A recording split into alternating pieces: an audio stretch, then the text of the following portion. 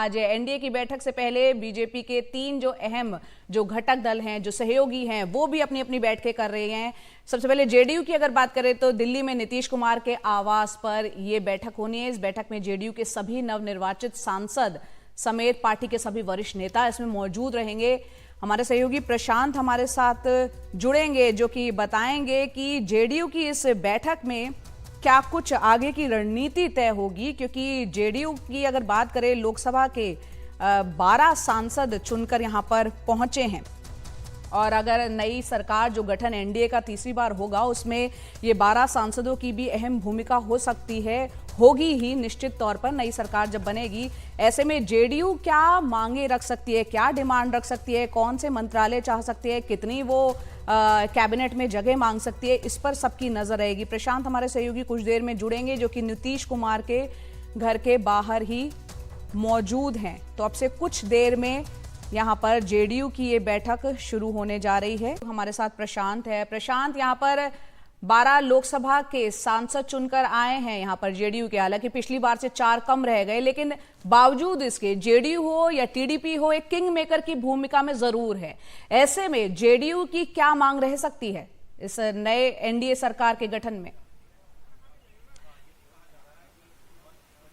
जी बिल्कुल, आपने ठीक कहा कि अचानक ऐसा लगता है कि नीतीश कुमार इतने महत्वपूर्ण हो गए हैं और चंद्रबाबू नायडू के साथ साथ अब उन्हें भी किंग मेकर कहा जा रहा है। अभी हिमांशु आपको बता रहे थे, मैं इस वक्त नीतीश कुमार के घर पर मौजूद हूं और यहाँ पर जो एनडीए संसदीय दल की बैठक होनी है उसके पहले जेडीयू संसदीय दल की बैठक शुरू होने जा रही है और कई सांसद यहाँ पर उस पार्टी के पहुँच चुके हैं। अब से थोड़ी देर बाद 9:30 बजे ये बैठक शुरू होगी। और जो आपने कहा कि जेडीयू की क्या मांग रह सकती है, देखिए नीतीश कुमार बिहार के मुख्यमंत्री हैं और पिछली बार जब जेडीयू शामिल हुई थी नरेंद्र मोदी सरकार में तो आरसीपी सिंह को मंत्री बनाया गया था, कैबिनेट मिनिस्टर बनाया गया था।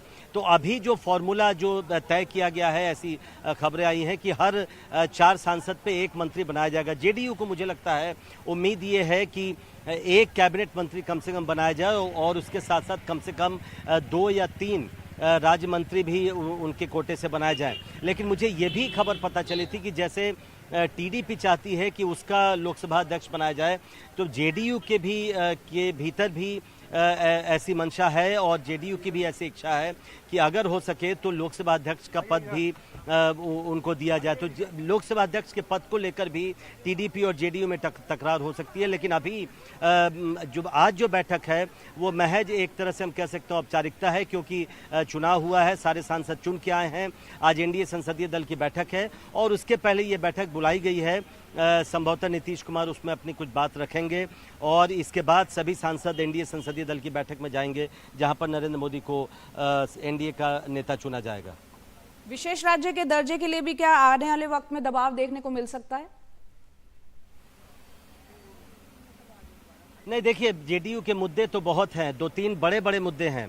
कल आपने केसी त्यागी को सुना, वो कह रहे थे कि अग्निवीर का मुद्दा भी इन दिनों चर्चा में है। वो केसी त्यागी जो है उस पर बोल भी चुके हैं, उसको भी रिव्यू किया जा सकता है, जो कि जेडीयू मांग कर रही है। नहीं बिल्कुल, देखिए 3-4 बड़े मुद्दे रहे हैं। पिछली बार जब जेडीयू, आपको याद है, सरकार में थी अटल बिहारी वाजपेयी के समय में, उस समय 2-3 मांगे जेडीयू की तरफ से रखी गई थी। पहला ये कि कॉमन मिनिमम प्रोग्राम बनाया जाए, जो एनडीए की सरकार बनती है उसमें कॉमन मिनिमम प्रोग्राम बनाया जाए। इस बार भी वो मांग उठ सकती है और उसी के तहत ये कहा जाएगा कि जो भी कंटेंशियस इश्यूज हैं, जो विवादित मुद्दे अब हैं, खासकर यूसीसी जो यूनिफॉर्म सिविल कोड का मुद्दा है, या अग्निवीर स्कीम जिसकी कल चर्चा केसी त्यागी कर रहे थे, इन सभी मुद्दों को फिलहाल मोदी सरकार पीछे रखे, बैक बर्नर पर रखे और जो कॉमन मिनिमम प्रोग्राम में जो मुद्दे लाए जाएं उसी पर मोदी सरकार आगे बढ़े। तो इस तरह की बातें भी सामने आ सकती हैं। जेडीयू के कई मुद्दे हैं, लेकिन आज की बैठक में उस सभी मुद्दों पर चर्चा होगी इसकी संभावना नहीं है।